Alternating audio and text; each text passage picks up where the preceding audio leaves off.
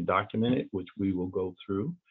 Spread the word that Black students are passing state and local tests at the ABC level in counties where they're located, they're counted in all but 44 of the 609 school districts in the state. And that's a very important, different narrative that we want to put out there, because there's a sense that our kids are failing everywhere, and they are not. And fourthly, to hope that you would advocate within those 44 districts and others for academic ABC level achievement for all children, especially for African American students. What we're attempting to do and have been attempting to do with the help of the persons who are speaking today is to be a catalyst for change. You hear the words, you need to be the change that you want.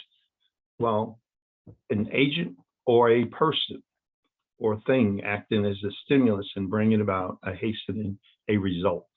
That's our ultimate goal, is to get all of our children in the ABC level. That means that they have the opportunity to go in any direction they wish to go, whether it's college or trades or start their own business.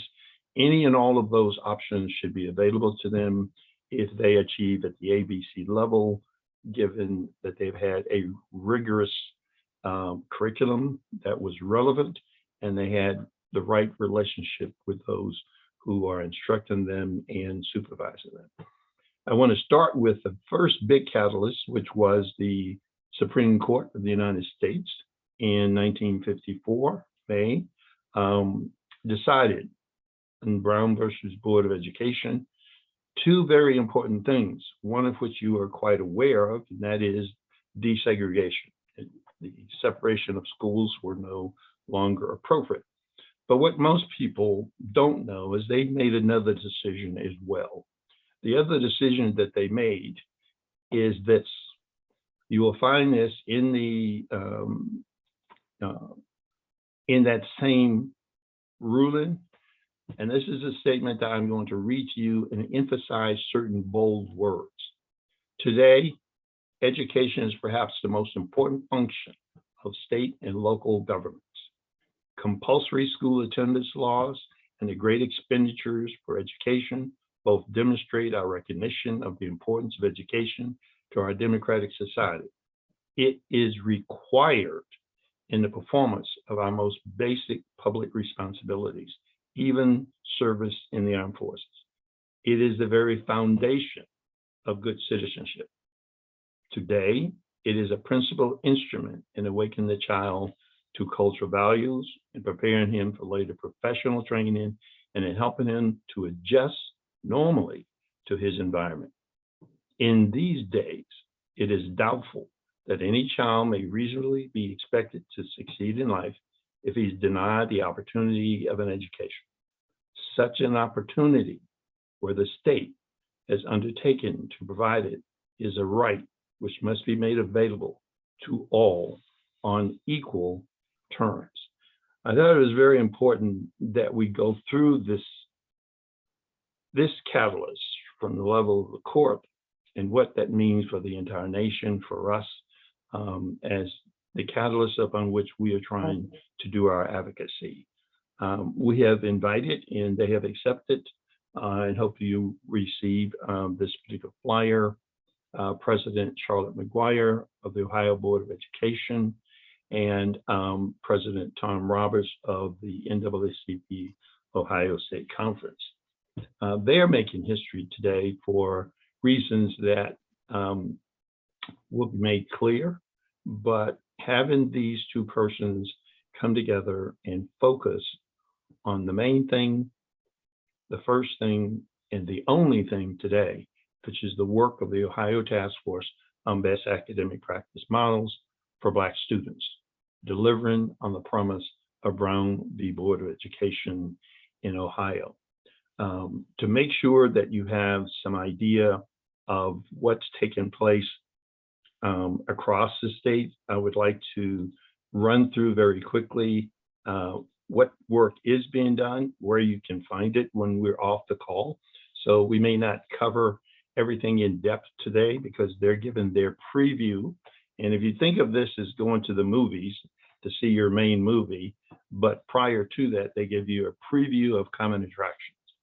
And this is a preview of when this work is complete and the state and the NAACP, the Ohio Collective, and the Campaign for African American Achievement and the rest of the task force are satisfied that we've done the work. It then will go out for all the districts in the entire state. And that in itself as well will be historic. This is the Ohio Department of Education website, so it is public. It is clearly up there for anyone to see. The delivering on the promise of Brown v. Board of Education, we are focused on Ohio. There are in terms of, there is a historical perspective, and most people have never had this depth of understanding of how we got to where we are. There are 4 constitutional conventions in the state of Ohio up through 1912. And those 4 constitutional conventions, 3 of them were voted on by the voters. And the very first constitution set the stage for 120 years. And that is, in that particular constitution, 2 things happen that are critical for us understanding legally today what we're doing. In Article 4, Section 1, it assigns the right to vote only to residents for at least 1 year who are white males. And this is important when you are discussing what is going on, because it helps you better understand what this is all about. And number 2, public education started in the state of Ohio in 1825. That's another very important site. There was a legislator by the name of Caleb Atwater who had been lobbying for public education, and also public education based on property taxes, which is still being discussed in 2022, but that's how it started. However, a free public education did not start for Black students until 1831. And that's critical because that's an 8-year gap. And that was not within the public schools. That was the Harvesburg, the Quaker family, actually started a school specifically for Black students and any other students. And so you can get to that history. That's also a part of what we go through. This is the Black education history background for the state. It's kind of a timeline. And this is also that we're speaking from the same historical, legal avenues as to how we got here and what we're trying to correct over time. This is a simple little bit of information. This is a full-blown PowerPoint, but this is a little backdrop on what's going on in Ohio today. In terms of poverty, Black children are 3 times as likely as white children to be experiencing poverty. In school readiness, Black children are 2 times as likely as white children to enter kindergarten at the lowest emerging level of 34% in terms of ready to read. Court involvement, Black children represent 16% of all Ohio youth, but 56% of incarcerated youth. In terms of health outcome, health inequities punctuated by Ohio's persistently high infant mortality rate for Black mothers, 13.9 per thousand. And in housing stabilities, Ohio's Black-white racial gap of home ownership is 37 percentage points, 9 times larger than the national average. Now, that's not all of the data, but that is I wanted to give you some background so that, and this will be available to all of you. So don't worry about that. And it's also on the website.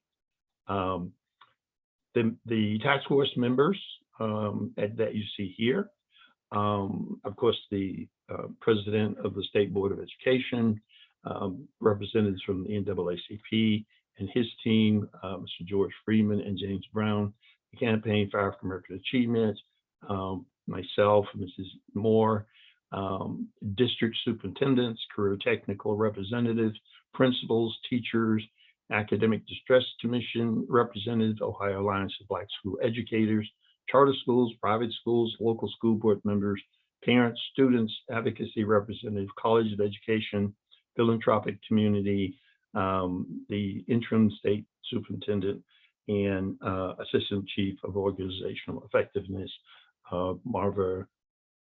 Marva K. Jones. All of those persons are participating in this process. So it is a very large process, as you can imagine, to cover the entire state. There is a background and purpose, and you can read that on the website. There are 7 different areas that are still being discussed in terms of the purpose and the outline of those purpose. And as I said before, you can get a link directly to the Brown decision in the National Archives. We are looking and keeping into account for advocacy purposes. In 2015, December the 10th, the Every Student Succeed Act, which changed everything in terms of how and where and what. That was the new law. There's also a key component of the Every Student Succeed Act, which will allow you to look at all of the title programs that are funded by Congress to help districts take care of students who are disadvantaged and have any other issues. Also, monies for preparing teachers and recruiting principals, leaders of these schools, poverty schools or disadvantaged schools. So a lot has gone into this. This is Each Child, Our Future. This is the Ohio Strategic Plan for Educations, built by Ohioans for Ohioans. So you can look through all of this and understand where we're going. I put this up here. This is a video. It's 3 hours long that Mrs. Moore and I were asked to attend down the street from where President Obama was signing the ESSA Act in 2015. This was put on by the United States Chamber of Commerce, and the partner was the NAACP. It was specifically on improving opportunities for African American students. It shows in that top level, if you can see it, that for 4th grade students on the Naacp, which is the national report card, they call it, 82% or 457,000 African American students at the 4th grade level are not reading at grade level. That was 82% of the total. So you can imagine what that means as we move forward in terms of the work that we're doing and what we're trying to correct. And again, I would say to you, both the national president of the NAACP and the national U.S. Chamber of Commerce president were the co-hosts, and they were the presenters. And if you would like a link to this 3-hour program, the senators, the House of Representatives members, former U.S. Persons in the Education Department were all present. So this is a very important piece. So I'm going to stop there. That gives you kind of a very broad background in terms of what's been done, where it's been done, how it's been done, why we're here, and both President McGuire and President Roberts are going to give us an idea from their positions and their pedestals, what, when, where, how, and how we are in this business and what can be done to make it all happen, and what role you can play. As I said in the objectives, that 4th objective is really to get you to step up to the plate and do the things that you do best. So from there, we're going to switch to our first presenter, which is President McGuire. Thank you, Mr. Gemma, if you don't mind me calling you that. I want, on behalf of the Ohio Department of Education and the State Board of Education, I'm honored to be part of this discussion. It's dear to my heart. I'm honored to partner with the state NAACP. I'm honored to be in the presence of Miss Willa Ann Moore. And because of my why and our why, and I hope Marva Jones is on. She is. Okay. Yes. I want everyone to understand that we are committed to this process. That's why we dedicated staff. That's why we facilitate discussions. That's why we are being true to our 5-year strategic plan, where we have prioritized partnerships. Partnerships are very important. And I want to say to everyone on this webinar, we are stakeholders. We have a stake in what happens to Black students and their impact in Ohio, across this nation, and around the world. And my why, I think Gemma did an excellent job giving the, what I call the national and state perspective from our Constitution and laws. I grew up under those laws, so I have a personal why in this. I grew up in Jim Crow South, where the law was against me. I am identified on my birth certificate as a colored girl versus my husband in the same birth year is identified in Ohio as a Negro. I was graduated from the Booker T. Washington High School in Memphis, Tennessee, where I had affirming teachers that said I could be anything I wanted to be, regardless of the color of my skin. And I am talking about racism blatant in your face. But as I learned in the home environment, you could always kill them with kindness, get up one more time than you fall down, and persevere, or be, as I like to say, tenacious. In other words, stick to it, because you had affirming people. The year I graduated was the year Dr. King was killed. I was the first one in my family to go to college.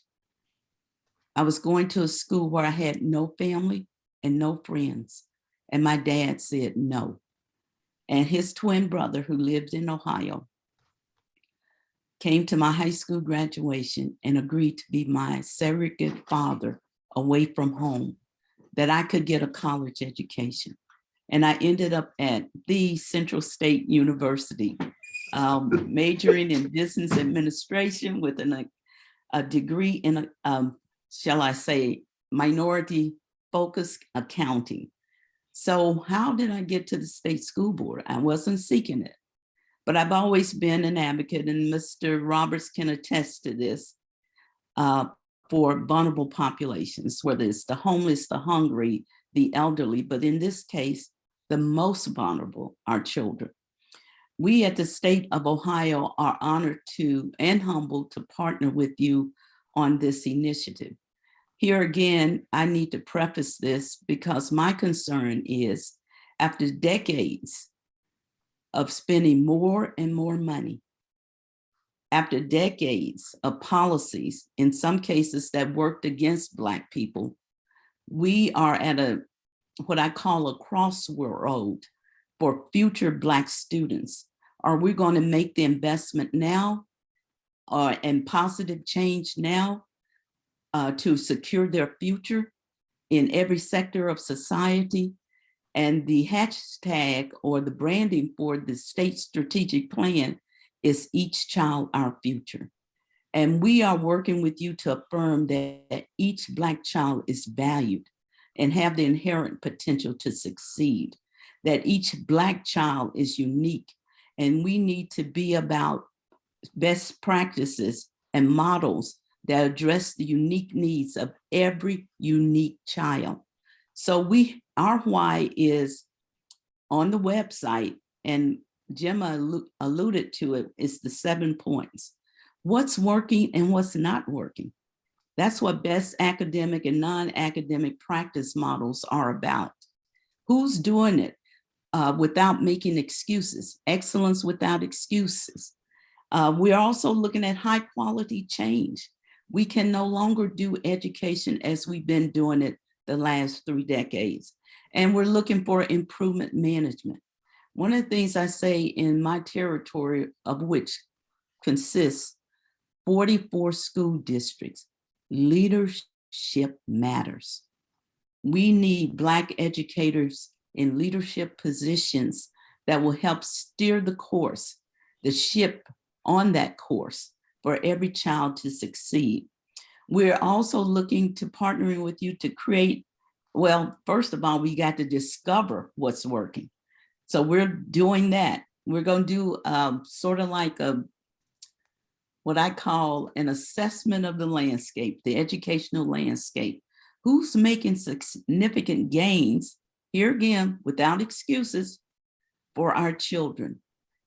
We're also looking at developing a template or a model and a self-assessment too, that once we discover what's working, we want to share it out, not only in the state, but as President Roberts has noted, even with the national NAACP, time out for excuses. And they don't say that at the state board. This is Charlotte saying this because of my experience in this space on education. Every child can succeed. And we need to know what are the expectations for each child. The academic expectation and the goals statewide. We want every child to succeed. We want to be sure the fact that everyone in Youngstown is listening to this webinar, we need you. We need you to affirm the worth value of every child for academic freedom and academic achievement, or educational freedom and educational achievement. When I was growing up and I was in school, all I wanted was an opportunity to succeed. And things were not equal, but look where I am today. So we need to work together to assure that this happens in a way that closes the achievement gap for Black students. There are some schools that are doing it real well in this state that Gemma and Mr. Roberts will talk a little bit about. We need to become true advocates for their success. We need to be willing to take some risk for their success. Most of all, we need to be sure that we're cultivating, resourcing, and developing what I call excelling education leaders and schools. So what does that take? Hold us accountable. We're spending a lot of money from the federal and the state level, and even at the local level, even from philanthropic organizations. They want to see Black children succeed. And given where I've come from, I'm all in. I may not agree with all the approaches, but I think this group can come up with what is a best practice model for academic and non-academic impacts on every new unique child to assure that they are successful. Where are we now? We started this work May 21st, 2021. And we've had 7 meetings. I know Mr. Jim is laughing at me. We've had 7 meetings and we have work to do, but the people who are involved, I consider them not trailblazers, but solutionists. We need a solution to what ails the Black student population from being at the top where we know they can always be. So what we want to do, we working on a draft report under the capable hands of Marva Jones, who's our assistant chief of organizational effectiveness. What?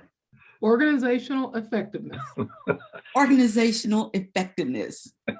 I had it on a note card, but the note card's not in front of me right now. You got her to speak. She said she wasn't going to speak, President. Yes, and I want her to say a few words about the work, but this is what I need to say to all of us. We need to have a few more meetings. One of the things you heard me say, Mr. McWilson and President Roberts, when I first really jumped in, was that we've got to do this right. And we've got to do it in such a way that there is proven success, and that this will distinguish Ohio among states of the nation, and that you will have a model that you can cascade from the national level all the way down to local districts all across this nation. I believe we can do it. I am an example of what can be achieved when you've got excelling teachers, excelling schools, affirming and empowering young people, Black people, to be all they can be. And with that, I like to turn it over to Marva. She keeps me in order. And Marva, you can add comments about our work to date. Oh, and I want to thank all the, we had some town hall types of meeting. I want to thank everyone on this webinar that participated. You have a voice in what happens with Black children, but we've all got to work together. We've all got to hold each other accountable, but the systems, funding streams, and policymakers have to be held accountable too. With that, Marva Jones. Thank you so much, President McGuire, and all other attendees. I appreciate this opportunity just to say a few words about the work.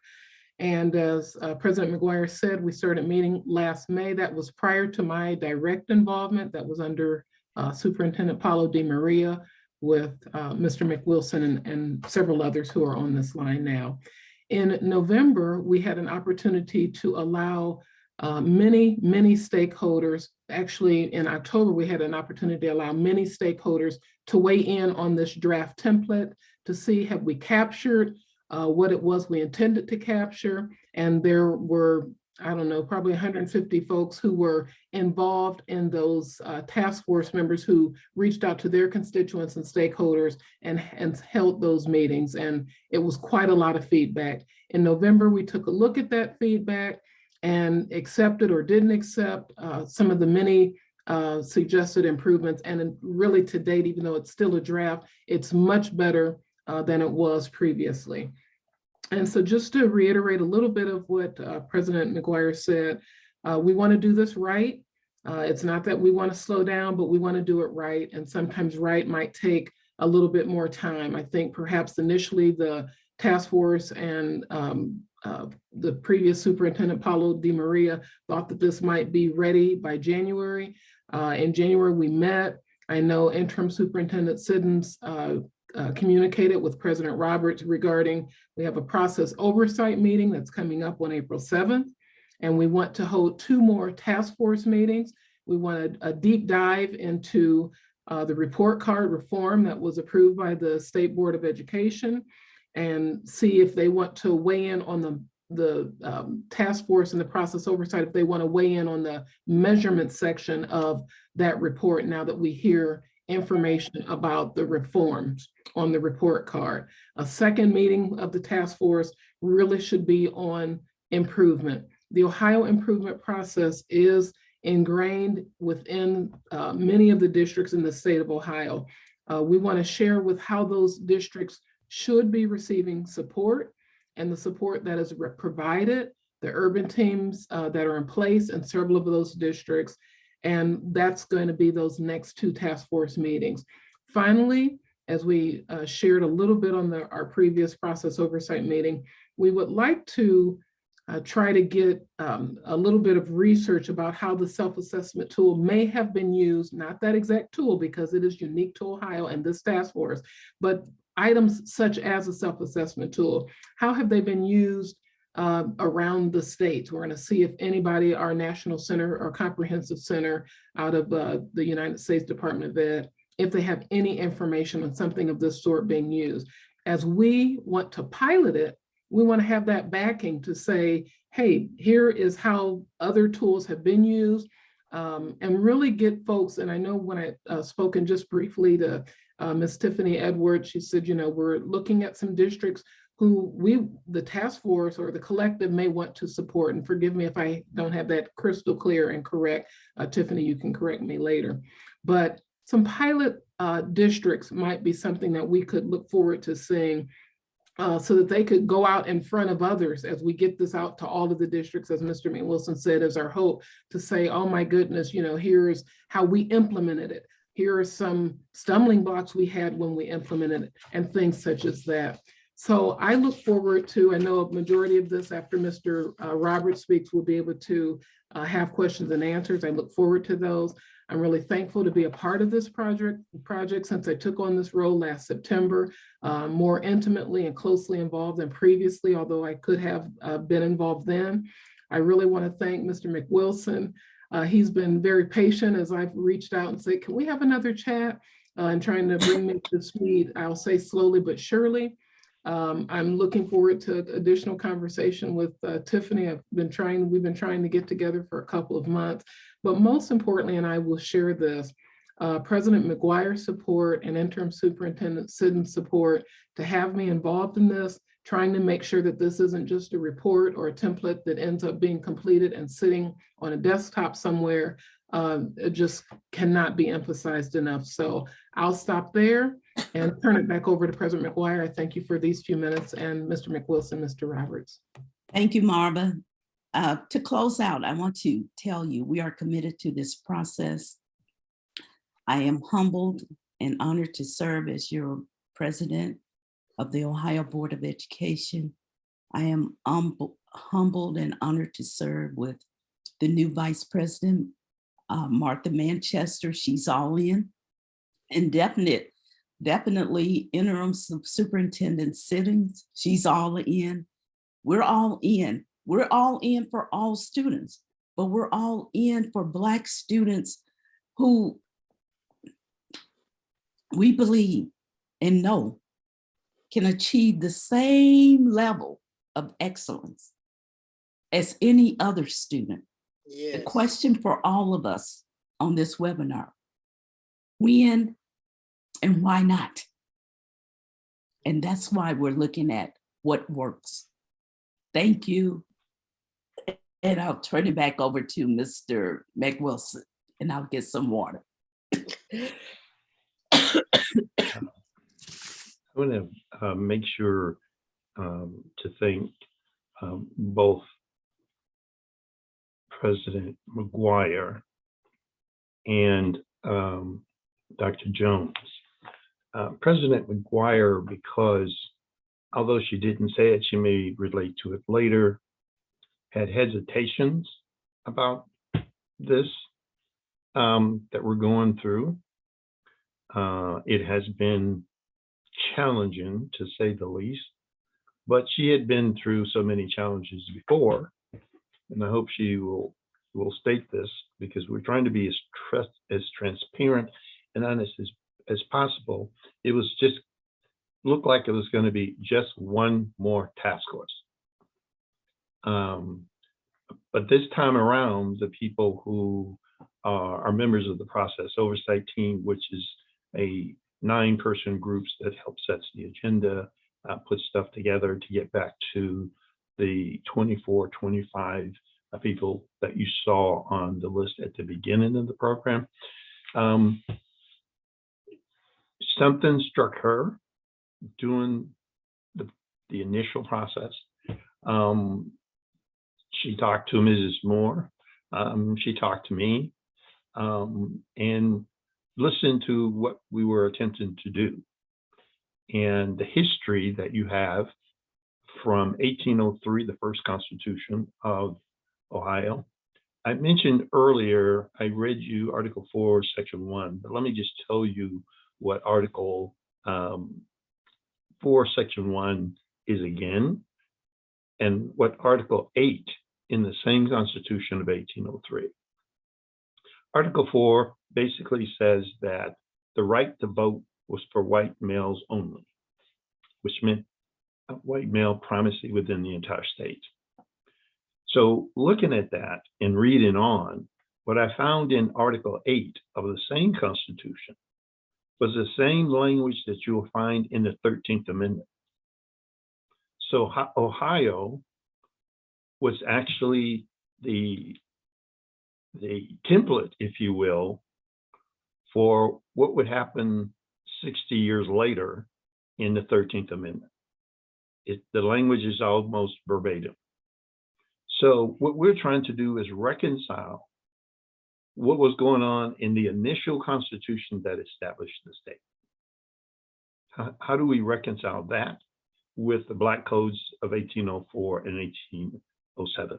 So those are the things we're working through, and having the state actors in this case who are in charge of this, it's very important that they are all in, that they have been at the table, they've answered questions, and we may have had 7 formal meetings, but we've had all kinds of other meetings that are outside of that parameters to get us to this point that we needed to do this preview of the work so that people would know that there is something going on, that it is tangible, that it is posted where they can go see it, where they can start learning the history that they may have never been taught.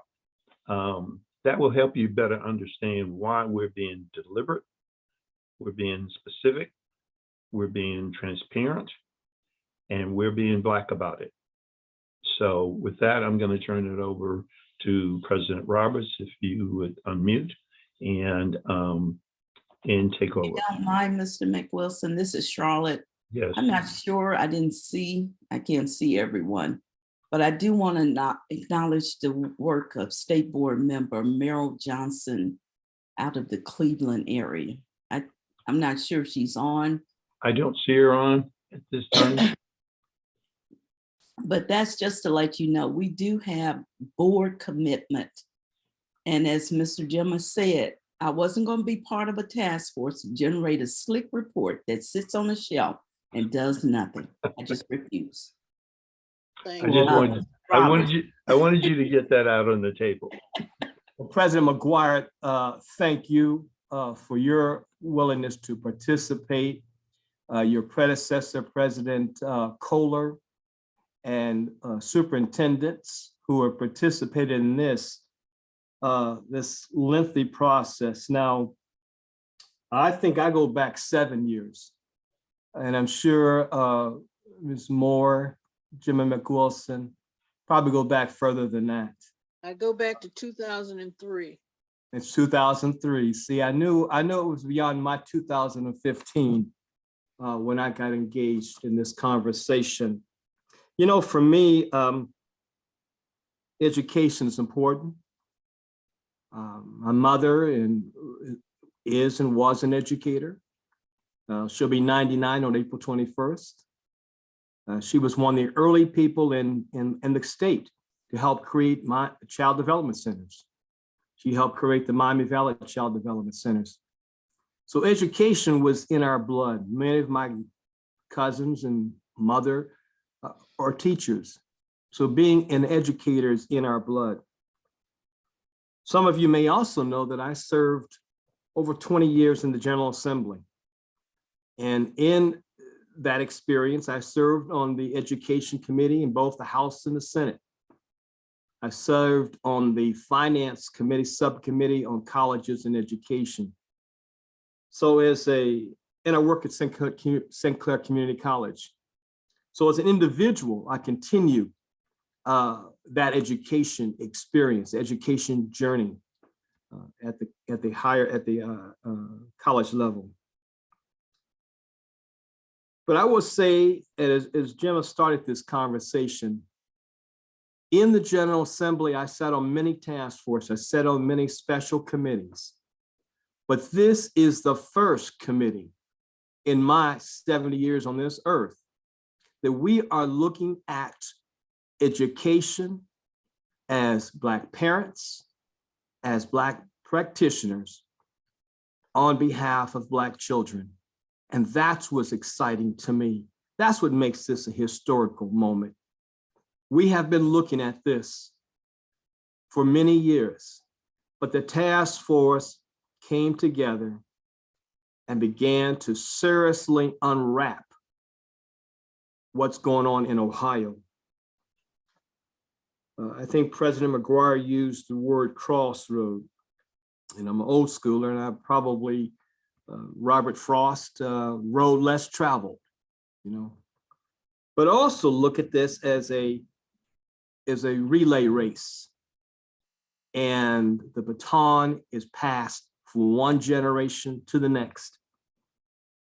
And as others have pointed out, my predecessor, Mrs. Civil Edwards McNabb, started this in 2015. And she took up the baton along with Gemma and Mrs. Moore and Mr. Freeman. When they were called to come together in Washington, D.C., with the U.S. Chamber of Commerce and our national president at that time, with a 19-state conversation about Every Child Succeeds Act, and pushing for the NAACP to work with the business community, the Chamber of Commerce, to be engaged in that. And then 2017 or so, when I was elected president to see Mrs. McNabb, the baton was passed to me. And we began this conversation. And we met with the then Superintendent Paulo de Maria. And we began this conversation about education in Ohio and what's happening to Black children. And I will tell you this, it wasn't all, it was contagious. It was confrontational at times, but we finally zeroed in on what we need to do. And I think I used at that time, I'm Dr. King's student, fierce urgency of now. You know, we need to do this now. We need to address the issues of our children now. And the superintendent got it. And we put together this task force. This is not unusual for NAACP. In fact, our national mission in education is to create an educational system so every child who wants to go to college is proficient to do that, or to give them a pathway to career. And so this is not unique to the NAACP. And this is what I'm going to say to you. We're made up in a structure, we're made up of a national board who speaks and operates on behalf of all of us unit members in NAACP. And then I, as conference chairman, president, help the 38 units in Ohio to implement what national board says. So this is a strong mandate from national for us to work on education for our children, to go to college if they want to, or to have a career path. But the education is critical because we know, education has several major components. And the founding fathers recognized that, so we can be intelligent citizens, intelligent people, have critical thinking, be able to be decisive in what we say and do, but also be good citizens. I mean, that's why Thomas Jefferson and others pushed for public education, because believing that as intelligent people, we would become good citizens. And so for me, having an opportunity to make a wage and to be a smart citizen is critically important to what we're all about. So coming out of our meetings, and I probably had about 3 or 4 meetings within superintendent, maybe more. You lose track after a while, don't you, Mrs. Moore and Gemma? The meetings just kind of flow, and you guys meet. And this committee, by the way, they meet every night at 8 o'clock to stay on top of this issue.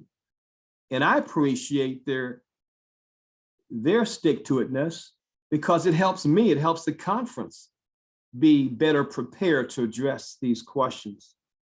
But the task was created to correct, address, and improve the outcomes for Black children. Understanding and identifying best academic practices, models, strategies, and actions that are successful in school districts throughout the state of Ohio. That's why when we had our 7 or so statewide hearings, we invited practitioners, Black and white, to speak to us on what best practices worked, and in their schools, how Black students were achieving. And so we heard from the best in Ohio of what they're doing in our school districts and saying to us what we need to do and what we can do. So we heard from practitioners. And I like what Gemma continues to tell us. We're operating from documents, Ohio documents, the Constitution of the United States, the Constitution of Ohio. And we have used documents such as Closing the Achievement Gap, that goes back to 2001, which my colleague and friend C.J. Prentice worked on with James Wilson out of Tennessee on improving educational outcomes for African-American children from a National Conference of Black Legislators perspective. We met in March of one year up in Kent State and had the conversation about Every Student Succeed Act and how important it is for us to follow both of these documents as we go forward in Every Child Succeed Act. And then, as Gemma points out to us, the historical document of Brown versus the Board of Education. And keeping in mind those last 2 or 3 sentences, such an opportunity where the state has undertaken to provide it, it's a right which must be available to all on equal terms.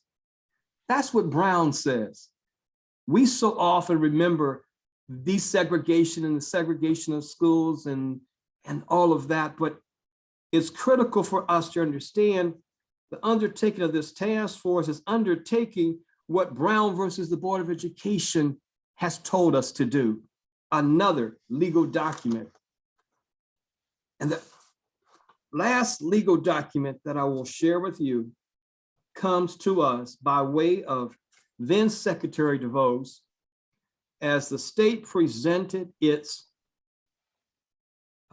ESSEN plan to the national. In her last line, she says basically that even though I've accepted your plan, you, state of Ohio, must continue to follow the law, the Civil Rights Acts. And so we are admonished at every level, the Constitution of Ohio, the Constitution of the United States, the Secretary of Education, for us to follow the law, do what's in the best interest of students. I was on a panel the other day, 25th year of DeRoff. Thorough and efficient schools is what we were told to do. Throughout our history, we are told to do what's in the best interest of our children. It is time now for us as Black parents, practitioners, civil rights advocates to do what's in the best interest of our children. And one of the things that was shared with us, during this conversation was the expectations of African-American students at 63.4% and white students at 86.3%.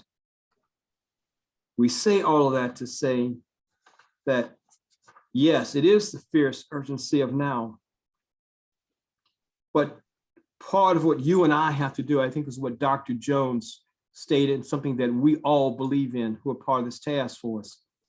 We cannot have another report sit on a shelf. We need to be active parents, civil rights advocates, practitioners to implement this report. So I'll end with these thoughts, and then because I really want to hear what you have to say.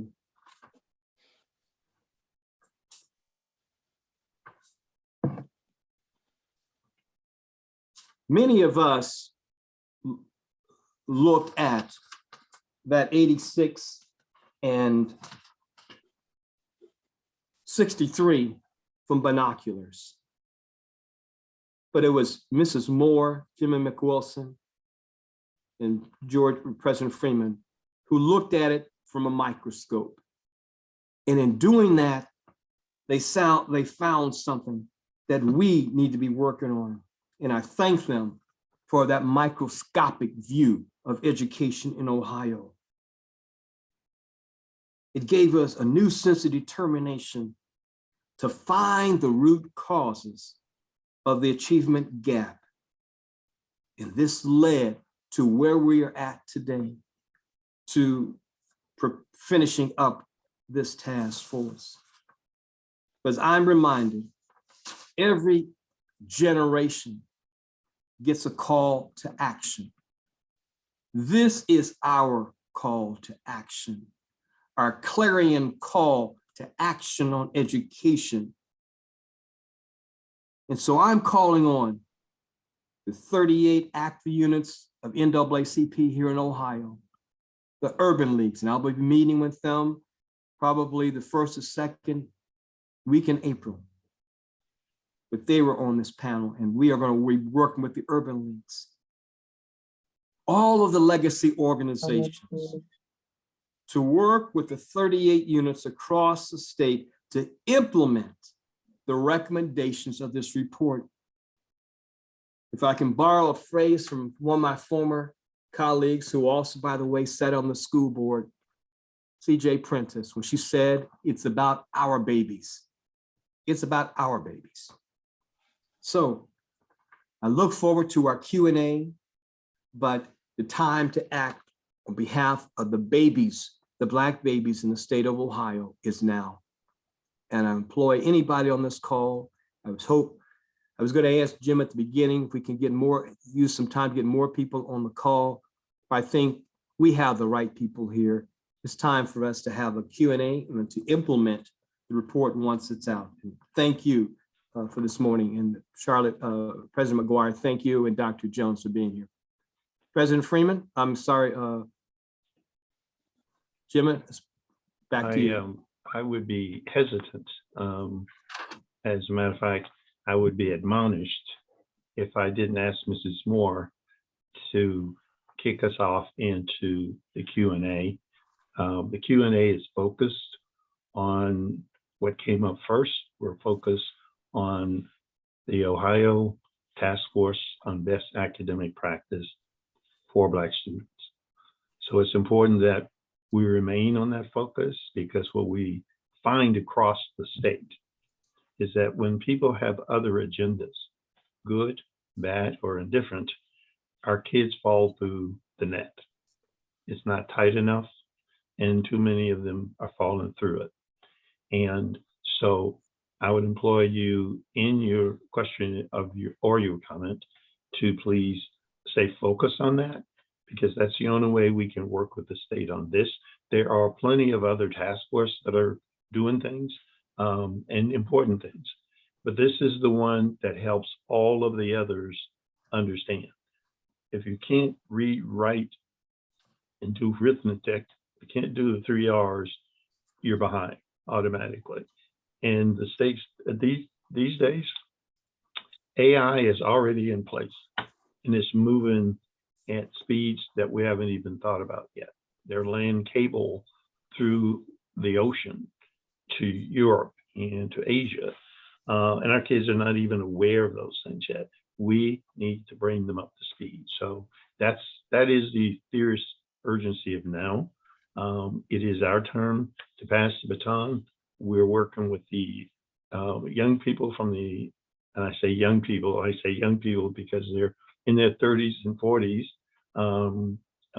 but to pass this on. So we know we're going to have to give up the baton, but we've included an intergenerational process.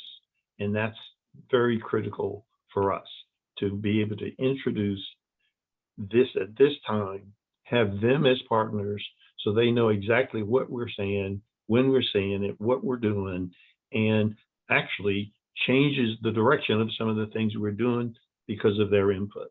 And that's very important to me. So Mrs. Moore, if you could speak to that first, and then the Ohio Collective's representative, Ms. Tiffany Edwards, and President Freeman, and then we will open it up for about 30 minutes of questions. If you raise your hand, there is a little dot at the bottom to raise your hand. My co-host for this is Ms. Tiffany Edwards, and she'll spot that. So Mrs. Moore. Good morning, everyone. I would just like to say that Mrs. Charlotte McGuire, you know, I just love you.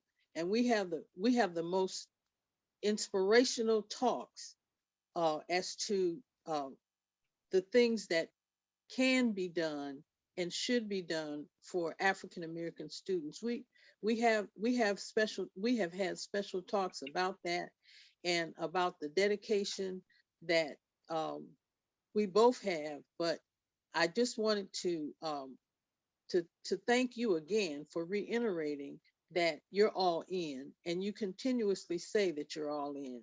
I believe that. I too grew up in the integrated South, and my mother in Birmingham, Alabama.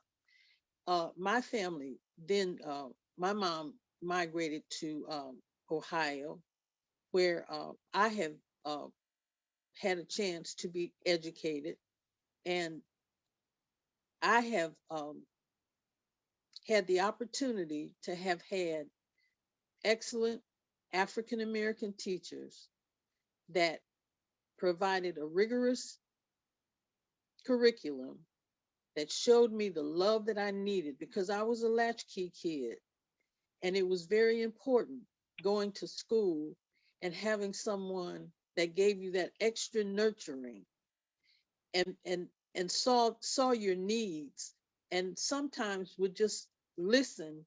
But they were excellent role models. They were role models in the way that they dressed, in the way that they presented themselves. And yes, I had quite a few teachers from Central State University, and they were given an opportunity to teach, but they were only given an opportunity to teach at the African American grade school that was here in Toledo. I am so thankful that I had that opportunity and I got that type of nurturing, and that influenced me to become an educator. This task force has been a labor of love, and it's been a lifelong labor for me, because I worked with Senator C.J. Prentice, and we had the first summit here. Marcy Captor attended. Um, our council person attended, Jack Ford, and our state president attended, Sybil Edwards McNabb, and we had other NAACP presidents from around the state that came, and everyone was excited about what was supposedly going to happen.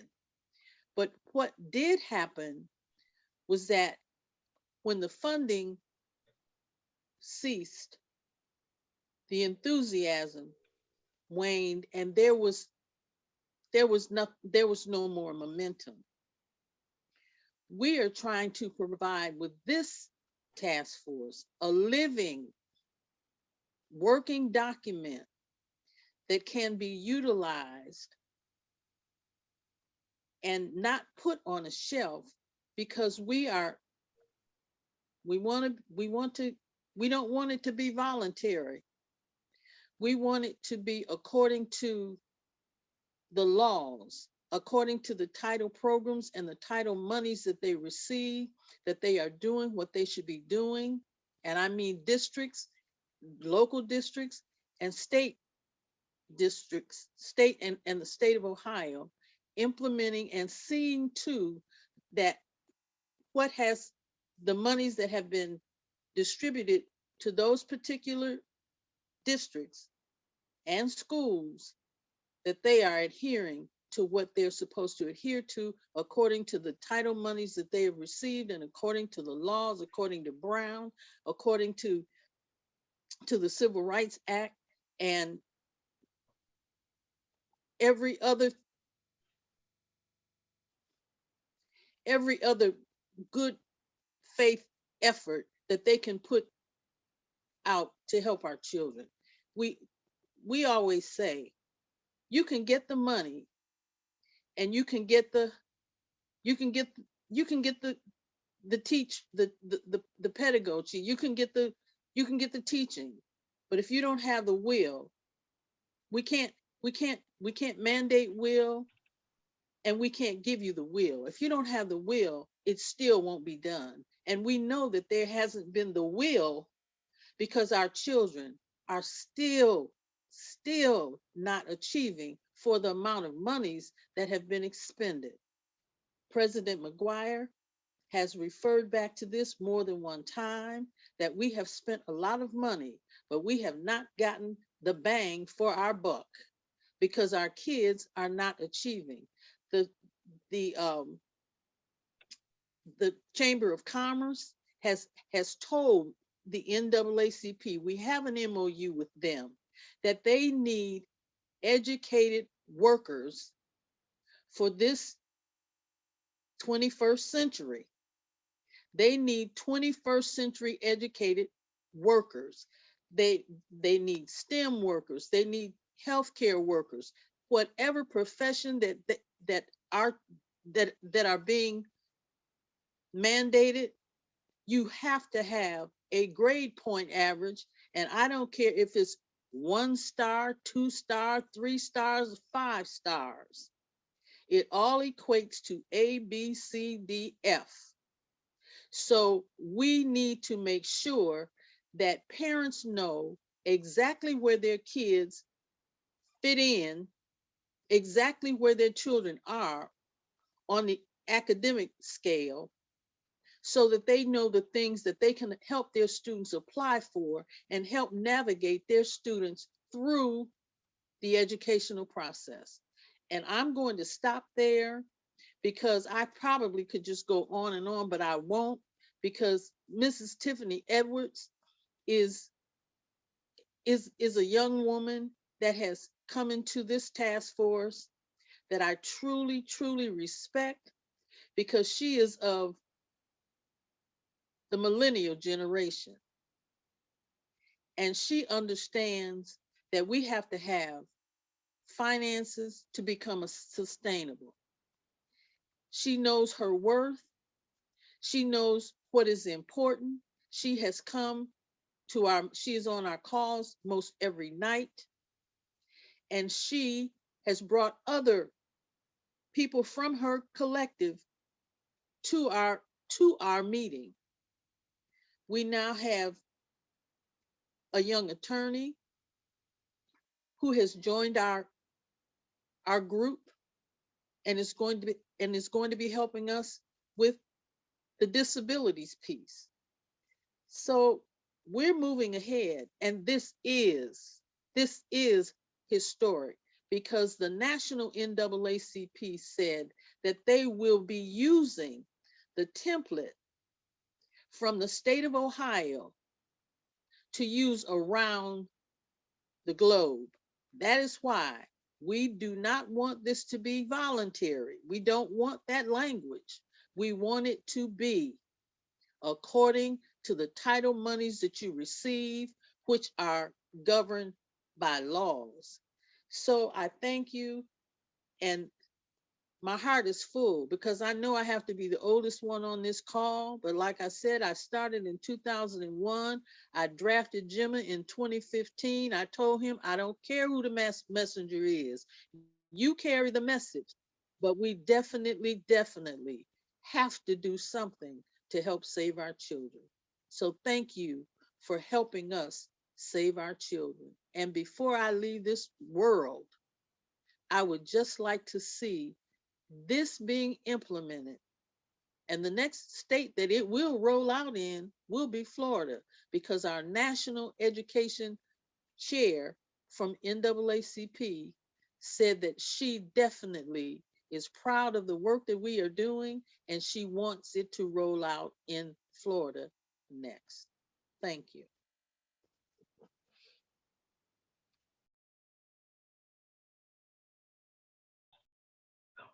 Thank you, Mrs. Moore. Says that muted. Mrs. Edwards? Well, great afternoon, everyone. And what inspiring dialogue we were able to hear earlier from both Ohio NAACP President Tom Roberts, as well as School Board President Charlotte McGuire. You know, it has been quite a wonderful and marvelous experience being a part of this task force.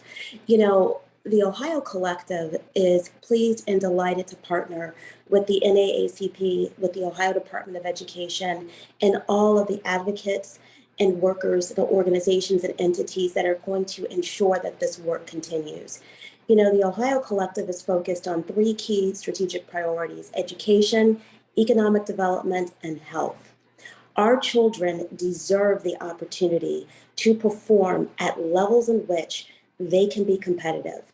They are able to continue to on into perpetuity, and that we can depend on those actions and activities from the educational resources provided to them to ensure that they're able to live, work, play, and be productive citizens for the great state of Ohio. You know, as we think about what our needs are, our opportunities for transformative growth, the way that we need to connect, we need to catalyze, we need to collaborate. All of those things that we need to do collectively are what's needed for our future generations. Those of us who stand on this ground right now, as we draw breath, find it pertinent and important for us to be able to think about our children and our children's future, which is why this task force and the work of this task force is so relevant. You know, the collective is comprised of leaders from across the state of Ohio, from Akron, Canton, Cleveland, Columbus, Cincinnati, Dayton, Toledo, and Youngstown, who have all come together to ensure that the needs of African Americans are fulfilled and not forgotten.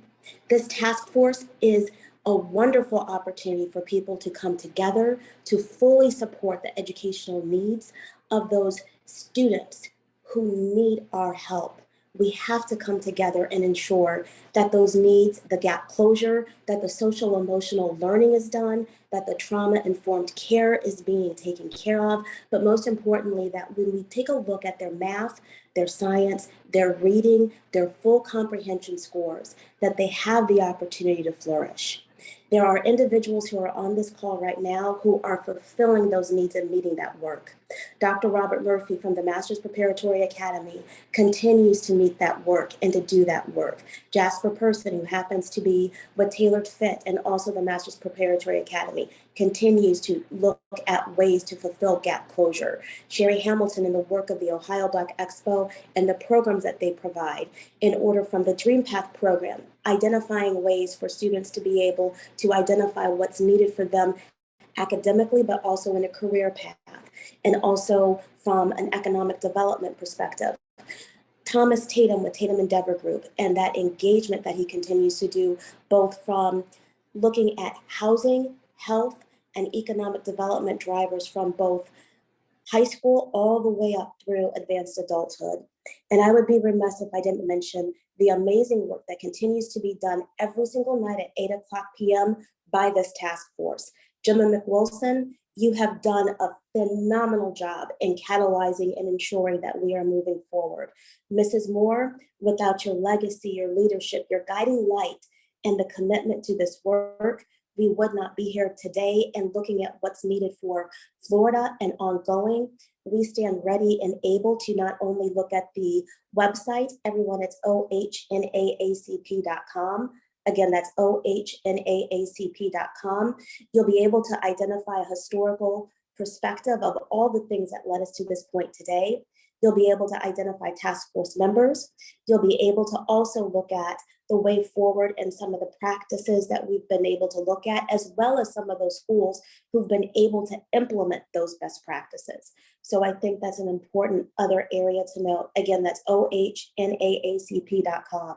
So as we move forward, I want to thank you for the opportunity to partner to make sure that this intergenerational model is in place so that we will be able to ensure that from a technological perspective, we're ready. From an integration perspective, we're mobilized. and then from a long-term, sustainable, engaged perspective, that we're working with both our African Americans who are ready, primed, and able to help see this work through, and our other partners who don't look like us, but are ready to help us fulfill these needs. Let's get ready to go. Mrs. Edwards, as usual, thank you very much. I want to make sure we give an opportunity. And Mrs. Edwards, if you would kind of check anyone that has a question or a comment for our special guest or on the Ohio Department website, please just raise your hand down at the bottom of your screen. There is a place where you can, it says reaction, where you can raise your hand and we will acknowledge you. We're going to take a few minutes for questions and or comments, if any of you are so willing. And if not, we would be remiss if we did not. Thank you again. I will end the program again with what our objectives are, what the basic foundation is, and any information that you would like to have. There was lots of information you did not get that is pertinent to what was said, whether it's the NAACP website, the Ohio Department of Education website, the summit when President Obama signed the ESSA, any of that is available. All of the meetings of the task force are under that Ohio Department of Education link, and it was all recorded. So you can go in and listen to conversations that took place from various task force members coming from different perspectives, private schools, charter schools, online schools, all of those persons, because they represent Ohio, had input into what we're doing. The one thing that was critical for all of that input, it was focused on best academic practice models for Black students, period. Everything else was off the table. And we have, as a team, we have managed to do that and stay focused.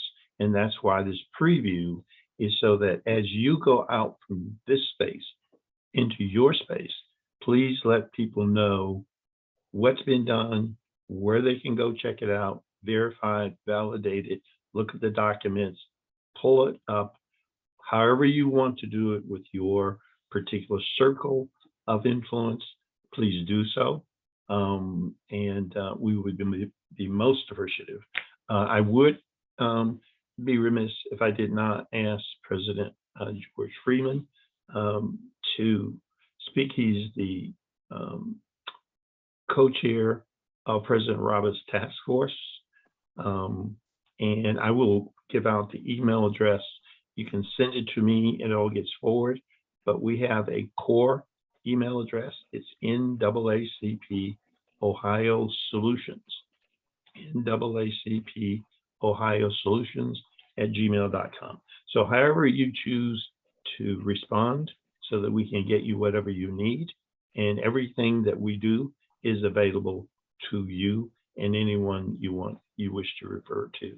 So President Emeritus Freeman, if you're still on the line, would you care to comment? And then we'll take anyone that wants to raise their hand. Yeah, I'm still in the line, gentlemen. Good evening, everyone. I was glad to be a part of the beginning of this when we first started meeting with the state superintendent. I was the president of the Young NAACP. And Mr. McWilson and I made several trips to Columbus trying to get things started with when we were able to get started and we had a president with us able to get things started, we started moving forward. We moved at what I was, but we were following Mr. McWilson because he had done what we were trying to do. He had done it once before in the state of California with students, and we were in the state of Ohio. So we took our place like Mrs. Moore said, the president of the educational task force when they met in Washington. But she said to Mr. McWilson that she follow him. I took Mrs. Moore did, and I did the same thing. I followed someone who had already been down the road. After following Mr. McWolf the last couple of years, we're at the point we're at now where I think we're going to move on, and then we will want to put out how, like Mrs. Moore said, the national is to make Florida the second moving line that we have been working on for the last 2 years. Thank you. Well, George, I can say we have not had a meeting where your level of technical difficulties have exceeded mine. So that is, we got most of what you said, but you faded in and out on the phone. We have all kinds of technical problems, but as President Roberts says, we still meet every single night at 8 o'clock. Anyone that would like to participate or feel they have something to input. By the same token, the statewide task force meetings are sent out by the state, and you are invited to listen in on those as well.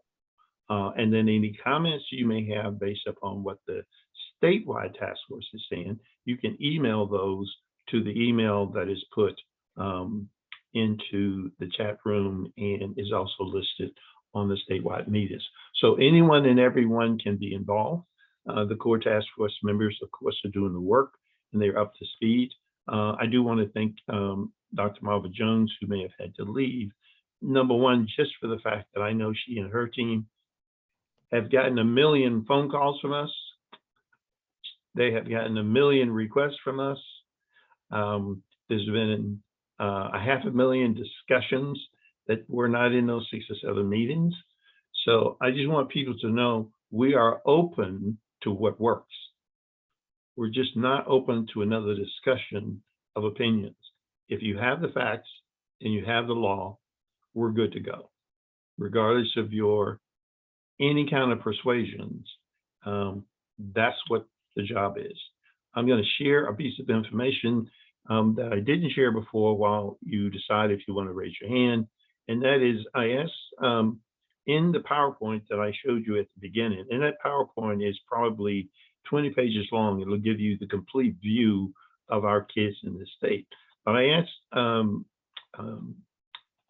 Dr. Jones if she would go back and review a number that was in that particular plan. And it spoke, the initial PowerPoint when we started only spoke of 6 counties.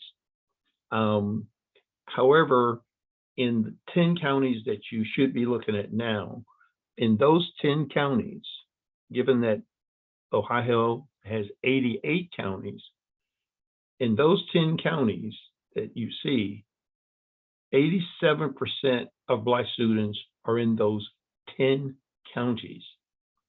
So all this, although this will go to everyone, these 10 counties are critical in terms of the bullseye, the focal point where NAACPs are located, where partnerships will be attempted first, because that's 87% of the buck. So I just wanted to know that's one of the updates that she and I worked on before. The other thing that you heard me speak about is the issue of what is it that we're looking at in terms of these particular areas, the 44 areas that I spoke of. If you look at this particular database, and you can get this so far, this is effective 2019 because that's the last time. We'll get new data this year. But as you see here, we controlled for Black students and all of these districts across the board. And this kind of information is laid out what the current year was. Each of the headings you can go through for yourself. The reason the ones that are identified in red is they also fall under the most recent court order that the state had to put together an 11 district plan for how students with disabilities would be treated. That settlement with the court was made within the last year or so. And then the state had a year to put together a plan that was sent to the local districts. And then each local district had to redo their plan to meet the requirements of the court. So whether it's the Supreme Court or the most recent court order, we're standing on the ground that we need to stand on to make this work. So I would like to first end at the end of the PowerPoint, and that was to make sure that we had an opportunity to literally make some things happen. But I want to just impress upon everybody how important it is that that fourth objective was to be an advocate for educational excellence for all children, but specifically for African American children, because they're at the bottom and they were put there legally. And we're just trying to go in this space to change that. We know that the majority of our kids can reach that ABC level. We know it because there are districts that have them there already. Jimmy, you have a question. Okay. I don't know if you knew that. We have three. So we Okay. have the Columbus Bobcats, Daequan Mckee. Then we have Carter Robinson. Then we have Jasper Person. Okay. Thank you, President Roberts. Who do you want to go first, Mrs. Edwards? Daequan Mckee, are you able to speak? I see your hand up. I'm going to go ahead and lower it. Yeah. Well, I didn't have a question. I just wanted to make a comment. Just to say I was so grateful for this task force because of a lot of these youth that I work directly with in the tutoring areas with my program, a lot of them can't read and write to that level. So that causes them to be like embarrassed. And I've seen some of these kids, since they're embarrassed, they don't want to go to school. They end up quitting. When they end up quitting, what they do is they end up on the street with a lot of idle time. And the next thing you know, they're in prison. So I think, the work of this task force is going to save these kids from going to prison because of where it starts from, where they're embarrassed because they can't read and write to the level of whatever grade level they're in. I've seen a lot of kids in my program that's, naturally smart kids, but their reading levels and your writing levels are 2 grades below where they should be, 2 or 3 to 4 grades below where they should be. And like I said, it causes them to be embarrassed. And the next thing you know, they want to quit because they don't want to read out loud in front of the rest of the class or things to that nature. So I just wanted to say that this task force, working on, getting these kids back up to the correct levels is going to be a great thing to keep these kids from quitting school and ended up in prison or, on the streets. So I appreciate that. If you look at the statistics of who's in prison, their reading skills indicate exactly what you pointed out. They have a difficult, so I appreciate your thoughts on that. Go ahead, Tiffany. Thank you so much, Juan, for that. Now we have Carter Robinson, then Jasper Person, then Dr. Lathartis Goggins, then Sherry Hamilton. What about Columbus Bobcat? Oh, he just went. Oh, that's me. All right, thanks. Quan. Okay. Hello, everyone, and good morning or afternoon now. This is Carter Robinson here, a youth leader, and I have several questions. One is, how can we build that teacher and student connection? And then I kind of thought of an answer for it. What if we have Black tutors? Because some of our staff in Columbus City Schools specifically are not equipped to handle students of diversity. And I think that's a problem in all our school districts that we need to come up with a solution for. Another thing is Mr. McWilson, with the stats that you've shown us, what have we done so far that we can change those stats and better our communities and school districts? Also, to keep children off the streets, I feel as though if we have more funding or ARP dollars, then we can come up with a plan to create better youth programs and after school help or support buildings where students can receive help or receive a better community so that they have less idle time to do something stupid, for lack of a better word. But thank you for your time and answering my questions. And just so everyone knows, Carter, can you let them know what high school you attend, what grade you're in? I attend Fort Hayes Arts and Academic High School, and I'm a junior, and I'm getting ready for my dance performance tonight. So wish me luck, everyone. We wish you Great luck, luck. Mr. Robertson. Mr. Robertson has been in Break a leg. both Mr. Robertson, Mr. Nathan Hargrove, who's also a junior in Boardman High School, and also Ms. Santasia Douglas, who is on the task force, is in her second year at Youngstown State University. She started as the secretary and then moved up and now is moving into the college level. So they're still inputting into us. That's that intergenerational leadership that we're talking about, that we're hoping that we can foster that at the same time. I'm going to answer one of his questions, and I think President Roberts, because you are state president and hopefully in touch with the people in Columbus, the work we're doing right now, Mr. Robertson, is designed to get to that point. So I would charge you with this. If you can put a group of young people together so that we can have this kind of a conversation, then we can pinpoint for President Roberts which NAACP is in particular areas and what particular schools. Is there a question? On the night that you spoke of your school, I did go through your entire school's report cards for the last 10 years. So I'd like to share that with you and any of your friends that would like to see it, and also what your role, rights, and responsibilities are and power options to help make that change. Because some of that is going to be student-led. And I'll pass the other question to President Roberts. Well, thank you, Jim. Again, I thank Mr. Robinson for his thoughts. You know, for me, I'm going to push the report once it's completed down to the local level. That's why I'm meeting with the urban leagues here soon. I'll be pushing it, asking our units to implement it, and we have youth councils inside of our units. But if there's another group, you know, of young people that you can recommend for me to talk to, as we get the report at the local level where it can be implemented.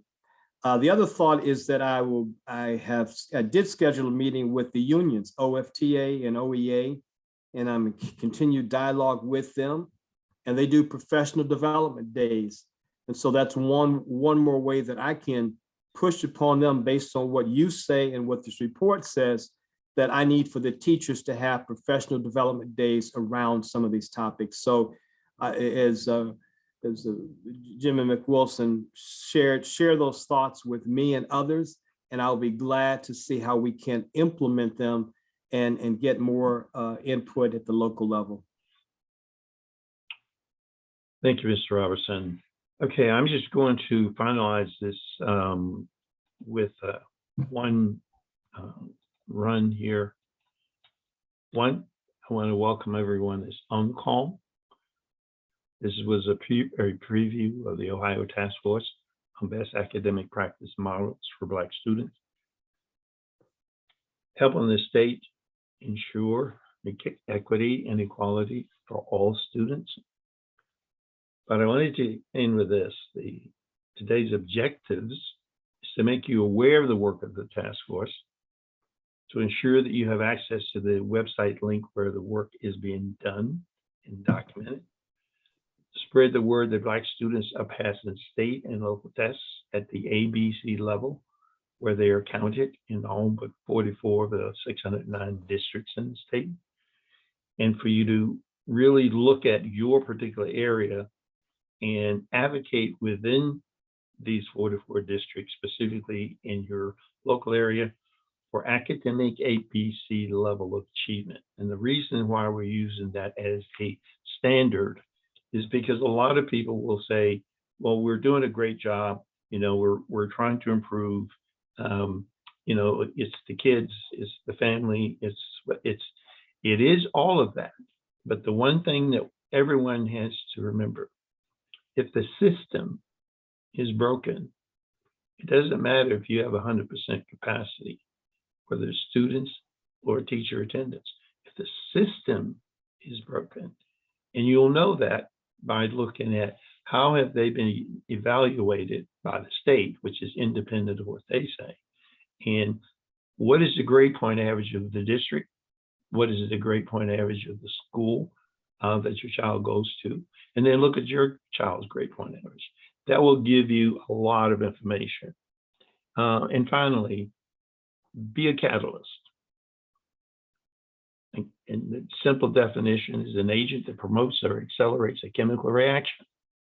Well, we're made up of all kinds of chemicals, or a person or thing acting as the stimulus and bringing about or hastening a result. And the result that we're looking for is best academic practice for Black students. And with that, I thank you very much for your attention. And if there are no other hands up, we've completed this on time and we are appreciative. Any questions you have, again, you can respond to the email that was sent to you.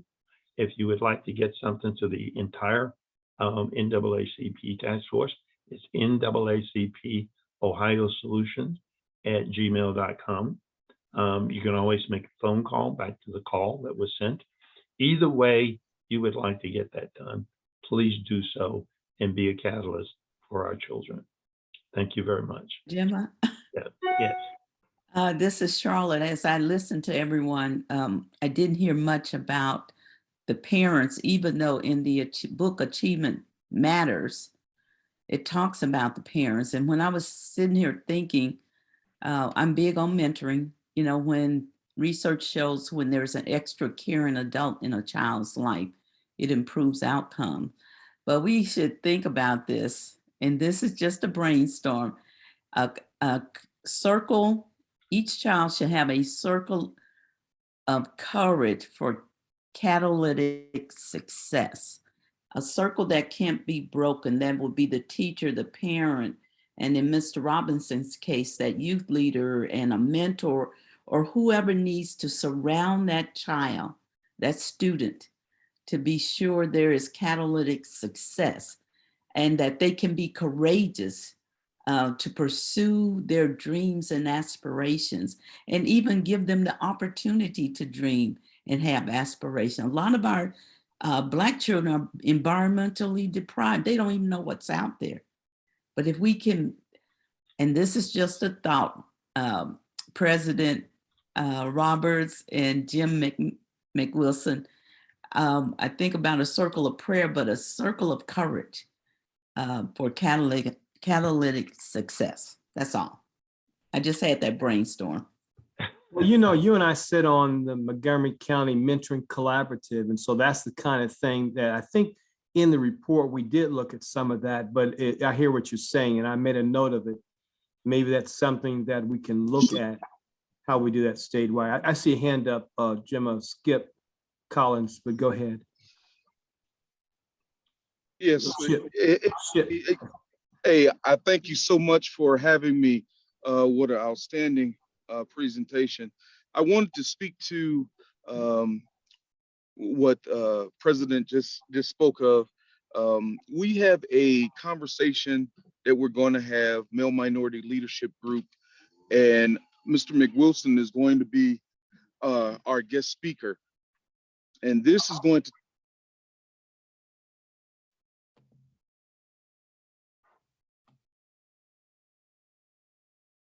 Did we lose him? Sounds like it, yeah. I see him, his mic's still on, but I don't At see any words. Well, Can't hear. while we're waiting for him to come back. I'm sorry. Oh, Ship, are you back? We're losing your audio, Ship. Something's going on there with your mic. Maybe if we can take a minute or two and let Ship's mic. I don't know if you can go to a different space in order to address that, but I did see Jasper's hand up as well. Jasper, if you wanted to fill in while we wait for Shane, that would be great. Yes, great day, everybody. How's everybody doing? Thank you so much for just creating this space, and obviously all the foundational work that is happening that continues to happen as we press forward to make a decision to continue to stand to do the work that's needed for our young people.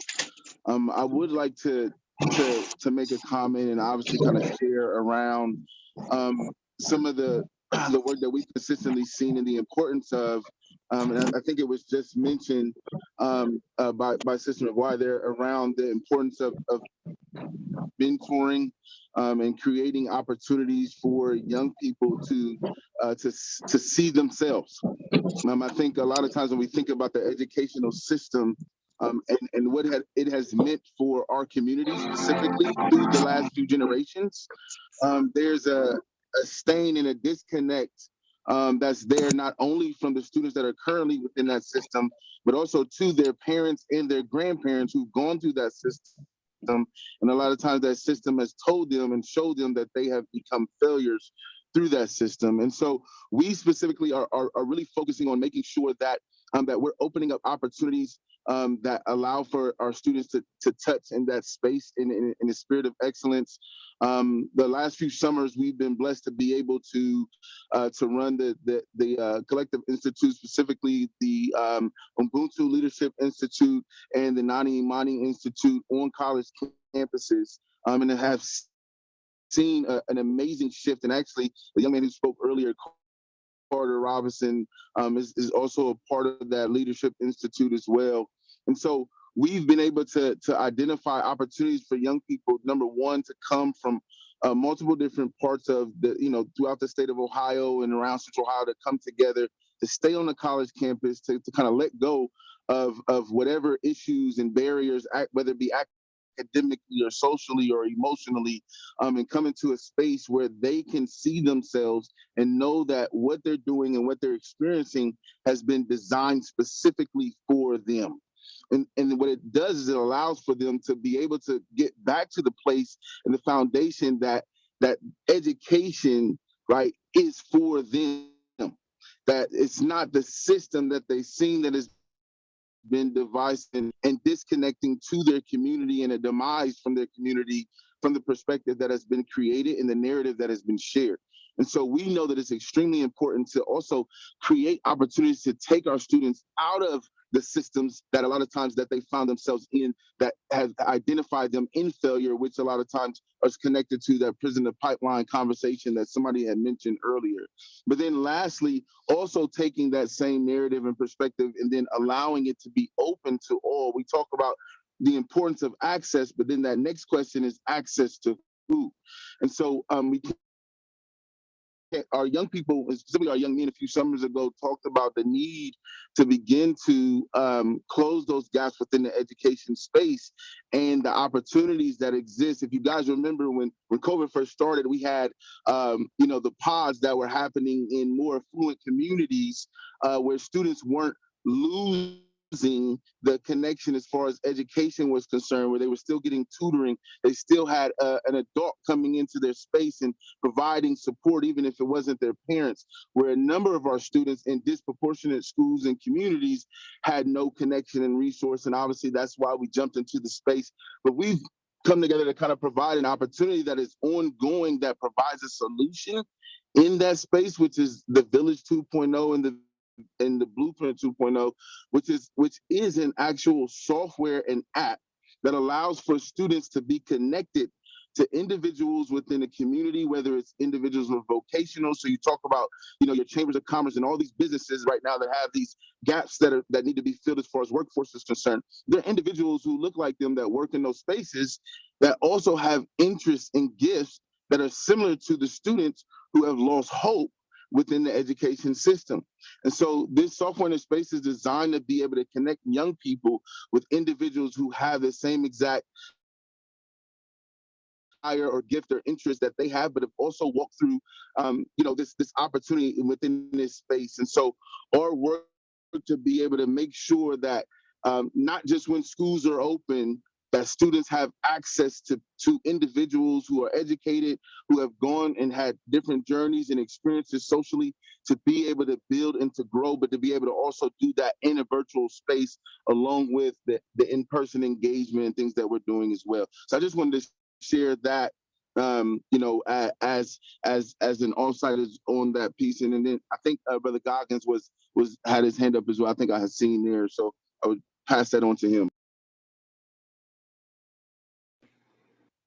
Dr. Goggins, are you on? I'm on, yes. And I was just listening to everyone, and I appreciate the opportunity to share a little something. But what I am thankful for in terms of this effort, I'm excited about the emphasis on the strengths and solutions and changing the narrative, as has been said a few different times. Changing a narrative away from at risk to a narrative of hope, and also the prevailing narrative of inferiority that we often think about our children and in our situations that we find ourselves in, to a narrative where excellence is just a natural outcome of practicing our authentic culture. And so there are a number of scholars that are working in this area, and has emphasized the importance of strength-based solutions and looking at what is working versus what is not working. And I'm just excited that the collective and the task force is moving out in that area, and looking forward to the framework at the local levels as well as we move forward. Fantastic. Thank you so much for your words of always wisdom, Dr. Goggins. I know Sherry Hamilton also was on and had her hand raised too. Sherry? Yes, I'm here. Good afternoon, everyone. First, I want to commend and thank all of the members of the task force who are meeting on this on a regular basis. I really commend you for your time and your dedication to those efforts. I do have a couple of questions. I come from a family of educators. My mom taught for 44 years, both in New York and but primarily in Ohio. When she moved here, my husband is an educator of 25 years, several other family members and friends. So one of the things that I know affects our children is the fact that they don't know truly who they are, their greatness, their worth, their value. And obviously we know the attacks that are going on right now as it relates to what they're calling critical race theory, but we all know is critical race reality. And I'm wondering if there's an opportunity through this task force and the work that you're doing to push back against those attacks of allowing our children to learn their true history, not only here in America, but even before. And then my other question is centered around so being able to teach our youth who they are. My other question is centered around whether or not there's also an effort to recruit more Black teachers, to have a pipeline. I know that there used to be a significant pipeline, especially from Central State University, which is kind of what allowed my husband to become an educator here in Columbus. But are there efforts through this task force, or is that outside the purview of the task force, to try to get more Black teachers in the classroom so that students can see themselves reflected and have that connection for more success? And thank you again for your time. I'm going to pass the torch over. I saw President Roberts unmute for that. But then the other thing is, with regard to your question specific to the pipeline of African-American educators, I think we can also, if Dr. Murphy is still on, he might be able to answer some of the work that's being done in multiple spaces there as well. Thank you, Tiffany, and maybe Dr. Collins, Dr. Jones, and Gemma can tell me specifically in the report, but I know we've had that conversation about teachers in the classroom, and I'm familiar with a project that Central State did probably in the mid-70s to get more Black teachers in the classroom. And it was very successful here in the Dayton area. So those are the kinds of things I think we can continue to work on. But specific to what the report, I know it's there, but I can't zero on the specific language. But I want to make sure we stay on task and we talk about the report. But I will respond to critical race theory.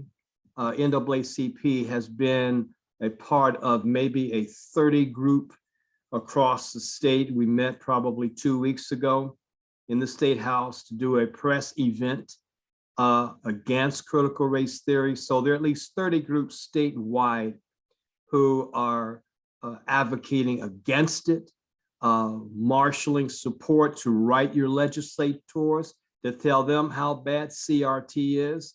It has no relevance in our school system. As you and I know, it is part of a higher education academia conversation on racism in every system, education being one.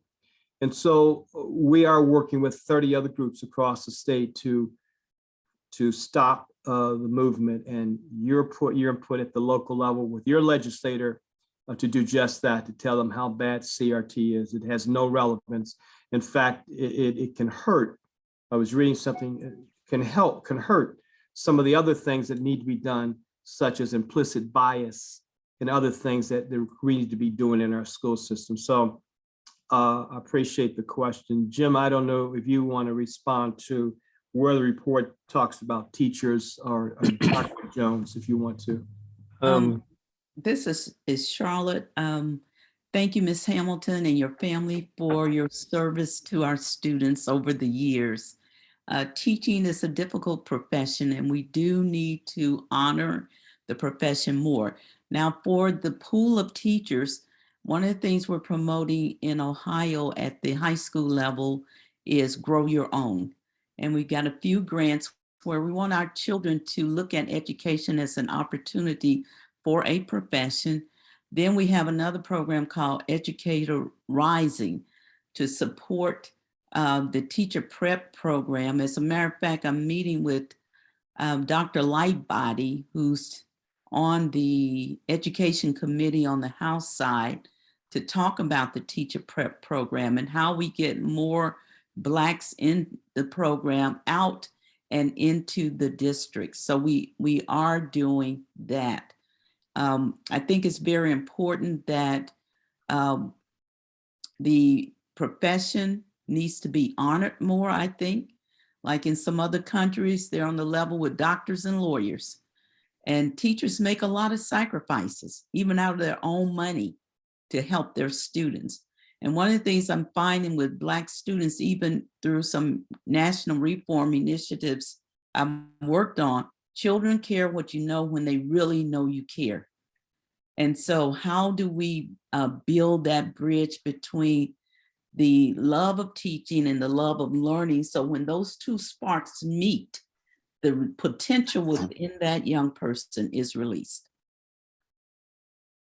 Awesome. Dr. Murphy, I see your hand up. I'm going to go ahead and lower it so you can talk a little bit about.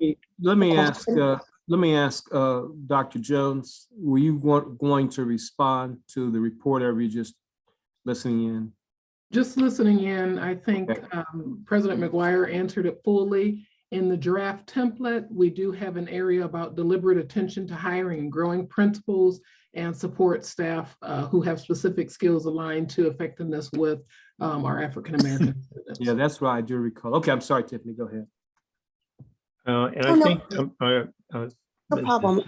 Mrs. Edwards, I think Ship had come back on. He has. Yes. Did he go off yet?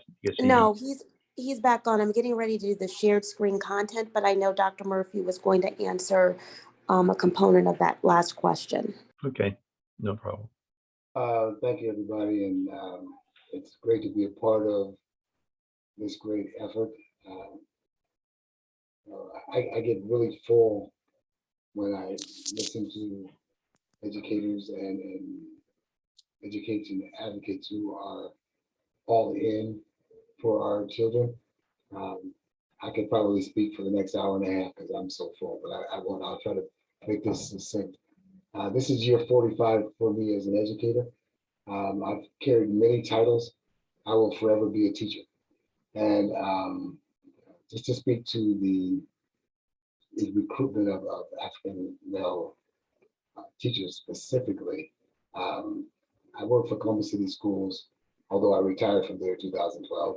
That's another story.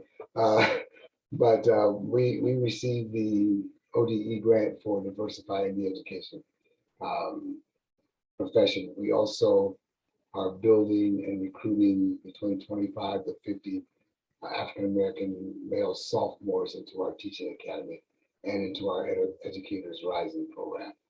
Also, I'm aware that Central State has 60 scholarships set aside in their College of Education for African-American males who want to go into teaching.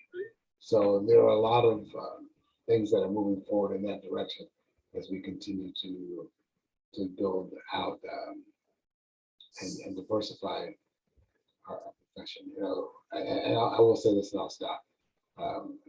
And Tiffany knows me really well, and I don't speak real well when it comes to talking about myself and things that I do. But it's been 45 years of building young Black men. And I'm fortunate to have worked with a lot of young men who are now teachers, who are now principals. And this is my life's work.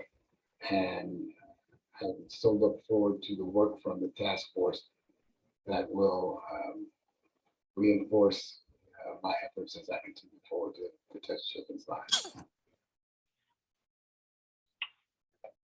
Mrs. Edward, is SHIP able to go now? If not, we'll go to the publisher of the. Yes, Ship, are you able to share your screen now? No, ma'am. Okay, how would you, if you can technically work that out, Mr. Andrews, would you unmute and speak? Let everyone know who you are, because I know what you're working on, and everyone needs to know about it that may not. Okay, can I be heard? Am I being heard? You are being heard. Great, because I'm on a couple of devices. I'm technically challenged today myself, but I intend to be brief. I wasn't going to speak at all, but you know, like Dr. Murphy and I believe so many of the rest of us on this call, this has just been an extraordinary event and very inspirational. I am based in Cleveland, Ohio, where I'm the editor and publisher of the Real Deal Press. We are a digital news platform, and we report on what happens with Black folks in our community. But I'm speaking because I wanted to share with this assembly there's some news of an effort that a collective effort that we were a part of. It's called the Ohio Black News Service, and it's pertinent to the work that this group is doing.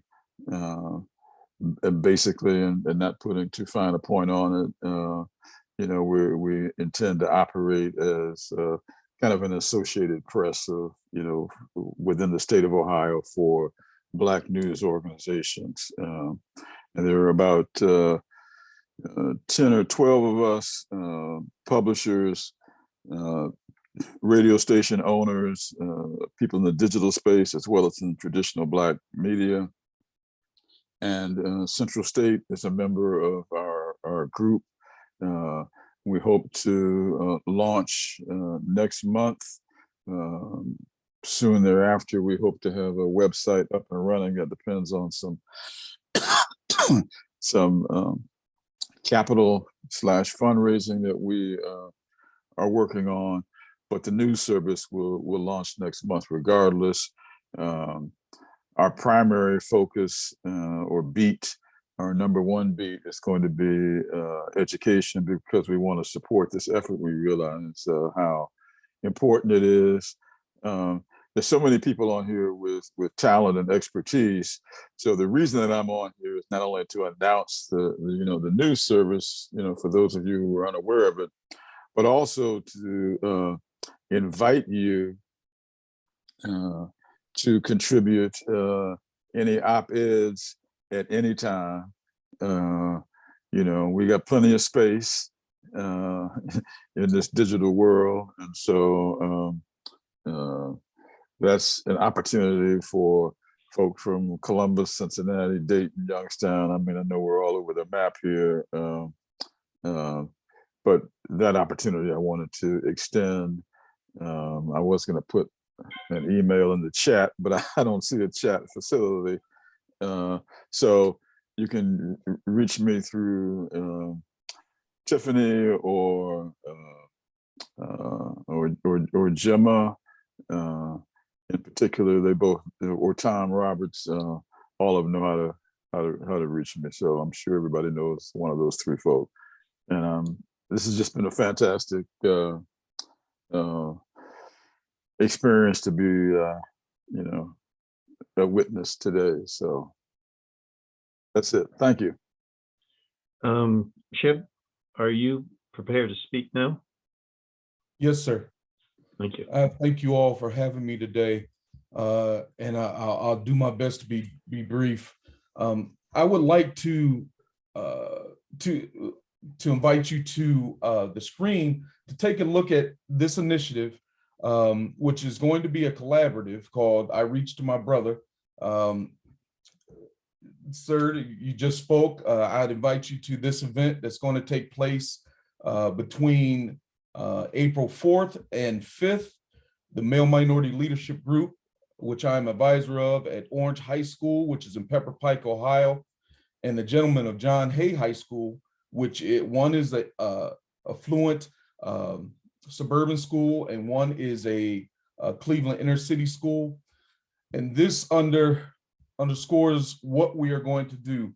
We will be honored that Mr. McWilson is going to be our guest speaker on April 5th at Orange High School at approximately 1 o'clock. You all are invited. I will pass this on to Mr. McWilson so you can have the dates all set. But this goes right along with what we were all talking about, being mentors and others in front of us, showing the path and allowing us to reach to one another, regardless of, and having that idea of striving to uplift others, regardless of social or economic status, and identifying those commonalities shared in our communities, because we are often spread apart. But Mr. McWilson will be there to give a great understanding to what we are doing here. So I thank you for that. No problem. There are two persons that are would like to speak for an overview minute, because they'll be getting in contact, sending you their contact information. That's going to be Dr. Homer Warren, the author of Produce a Consciousness, a new mindset for education. I'm specifically wanting him to get in touch with Board President McGuire, because I think there's something that she can speak to him about in the space that he is working, which overall he's part of a 4-part process. I live in the world of menticide, which is where we are medically, and that's the medical definition of menticide, MENTICIDE. So you can just look that up. It's about 4 sentences. It'll explain to you where I'm coming from. I pass that along to Brother Lewis Muhammad, who is responsible for the ARC, which is affinity, reality, and communications.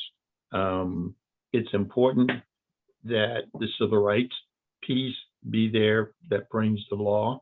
This is the NAACP. and Mr. James Brown, who is Mr. George Freeman's co-chair for President Roberts at the state level. And I want to say this before, I want to show you this because someone brought up the parent piece. And I'm first a parent. I was a single parent for 12 years with 5 children. The youngest was 6 months. So I believe in parents. First lawsuit that I filed was against the 8th largest school district in the nation, San Diego Unified School District. And that's on YouTube, so you can find it. And that was all parents. Only parents were on that filing. And the only thing they were filing for was quality education for their children. That was the only thing on the agenda. So it's very important for me to say to you that parents are critical to this effort, and I'm glad that that was brought up separately. It is covered in our document in a big way. So I ask that you be clear about that, and also look at the fact that everything we do is about the parent, about the students, and about their environment. So again, I'm going to go back to this because 4th grade students, 82% of them at 457,000, 82%. Now, that was in 2015.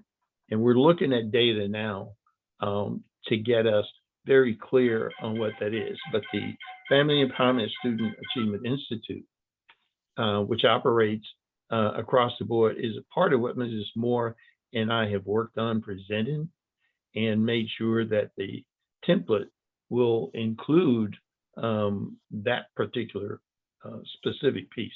So I just bring that up so that you're clearly aware that there are things going on at a regular level, all designed to get us into the spaces where the student, the parent, and the family, this is the Academic Olympiad Society. It's based on the principle of ABC, attitude, behavior, and communication. But it's also because to qualify, they have to have an ABC goal level achievement in order to participate.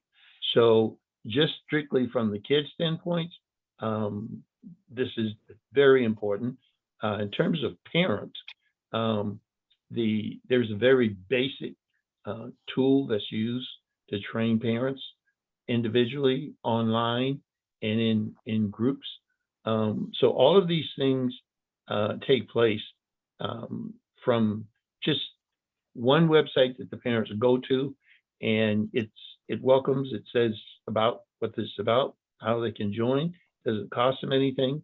There's information links to almost anything that's connected to education, and there's an explanation from National and the Alliance for Excellence video at the bottom. There are best practice videos where principals of best practice schools, 100% poverty schools, actually speak to their particular needs in terms of what they should be looking for. And the bigger part of that is the Family Empowerment Student Achievement Institute. This is all about parents and students. And normally this is done on a Sunday afternoon at 4 o'clock. And we normally get between 2,500 and 3,500 parents and students out on a Sunday. This is all a part of the template. So I just wanted you to know that addressing the issue of family is critical. It'll be a critical part of what we're doing. And that'll be a part of the model as well with this. And the NAACP has been involved in that with the Family Empowerment Student Achievement Institute. There's a partnership there, and they're always involved at every level. So for the bigger part of what we're doing to help National, those things are part of the template that can be sent to people, and they can duplicate, replicate, or do their own. So that's a very important part. I want to do a last piece, and President McGuire, I'd like for you to close this out, and then there's going to be two persons that are going to give you a 1-minute update on what's coming. All right. So, President McGuire, because of your reluctancy to join, and then found the reason that you wanted to do it because there wasn't going to be something else just stuck up on the shelf, I would like for you to have the last official word. I think I want to thank everyone on the call. I want to thank you for your passion for this work. We are not only at a crossroad, we're at a pivotal time in history. Our children can excel just like any other child. And I think I want to close with a quote by Frederick Douglass. It's easier to build strong kids than to repair broken men. And another quote I use by a New York poet, children are living messages. We, this is the collective, will send to a time we will not see. What we do now will determine what that message will be. Be blessed. Thank you so much. Brother Lewis. Yes, sir. Could you give a minute of what's coming up from the standpoint of the arc that's headed toward producer consciousness? Yes, a quick minute would be that I thank everybody on this call. We have everything present that we need.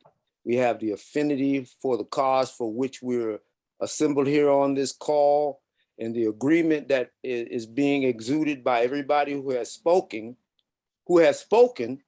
is the reality that we need to communicate beyond this call in order to establish the new mindset that we're talking about, which is producing something better for our people.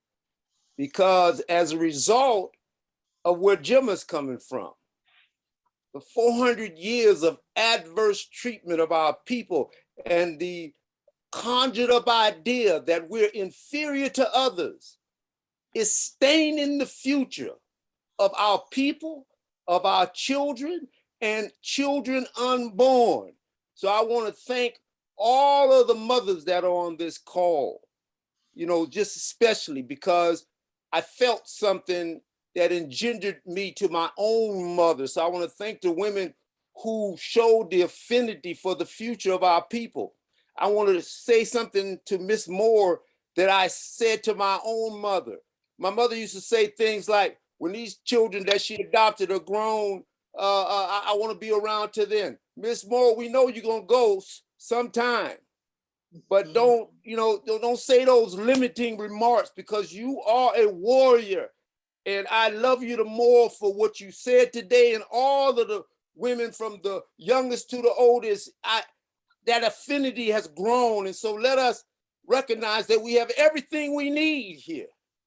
And when the arrows of propaganda come against this, don't let no one drive a wedge that will limit our arrival at continuing the goal that we have set for ourselves here. Thank you so much, everybody involved on this call. Thank you, Brother Lewis. Dr. Warren? Yeah, it seems that I'm always following Brother Lewis, so it's so hard. That's hard to do. Yeah. Well, listen, everyone on this call, I heard some very brilliant minds and very brilliant ideas, and I appreciate that. I really appreciate being part of this. President McGuire made a statement, presented a quote, and I want to piggyback off of that. The notion that it's easier to build strong men. The operant word, the operant condition is build. And if you look at the synonym, it's all about producing. We live in a culture that is oriented around a consumerism, commodification, exchanges, transaction. And that's a consumer consciousness. And my research is showing that contributes to, this consumer consciousness contributes to things like anti-intellectual threat, the lack of will that Mrs. Moore brought up earlier, the fact that we have the wrong narratives in our classroom, So we live in a world that's all about a consumer consciousness. And my research and my argument is that there is no such thing as a consumer. It's a lie. It's a false consciousness. So if we're going to have best practices for Black students, we're going to have to get out of the consciousness that created this problem in the first place. We need to morph into a consciousness that fits the reality of who human beings are. We are producers. We have been made in the image of God, the Creator. He said clearly that we are producers. There are biological reasons for production processes. There are neurological reasons for production processes. All of nature is about production. So the first thing I would argue is that all of us have to begin thinking about the consciousness piece. We are living in the wrong consciousness. There's no such thing as consumers, and our children are bringing that consumer consciousness to the classroom, which causes the anti-intellectualism, the stereotype threat. So my research is saying that we have to begin promoting the notion of producer consciousness. To build strong men means to make them producers in their mindset, in their language, in their self-talk, in their interaction in their community. So best practices, and there are many of them out there, are framed by a consumer consciousness. We have to look at those best practices within the context of a producer consciousness to begin building our children the way we want them to be built. Thank you, Dr. Warren. Mrs. McGuire, as opposed to President McGuire, has responded to your statements, and I'm sure she gets it. I do want to end the process at this point and bring up what I believe is going to help us get over this particular hurdle, because we have people who want to produce a result. We have people that want to produce a document that's going to produce results. And we're going to know that because we have the detail, we know where, we know what, we know when, we know cost. And now it gets back to that one single factor. We must have the will and ensure we identify those who do not have the will. And sometimes you have to ask people if they'd like to do something else. But I'd like to thank President McGuire. I'd like to thank President Roberts for your dedication and tenacity, where you have lots of other things to do. I know that, but neither one of you hesitated to do this. And I just thought we needed to do a preview of what is going on so people do not think there's nothing going on. So this will be, is being recorded. It will be put up. Anyone on the call that would like a copy will be able to access it. But this is the beginning. And this just document again the work that's been documented on the ODE website, and that the Ohio Collective's leadership under Mrs. Edwards are making sure it's going to be on the state website. And we're working with national about doing a national website on best academic practice models for Black students in every state where there's an NAACP. So with that, I just wanted you to know what's happening. We've had national conversations with the national offices, and I think we're ready. I think we're equipped, and our toolkit carry enough intellectual capital that we should be able to pick and choose from anyone on the screen or that was on the call that has the expertise. And as Mr. Andrews said, it's all there. I thank you. I appreciate you taking the time today to do this. And on behalf of our children, I thank you. Mrs. McGuire? Yes, sir. You can have the last word.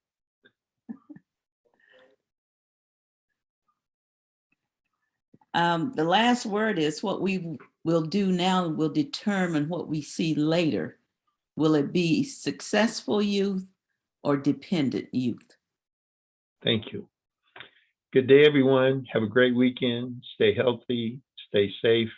And thank you, Mrs. Edwards, for co-hosting today and making all the Thanks, Mrs. technological Edwards. adjustments that I'm too challenged to do. So thanks, everyone. And we hope to see you when the actual comes out, and that will be a huge thing statewide, and we will invite all of you back. Thank you very much.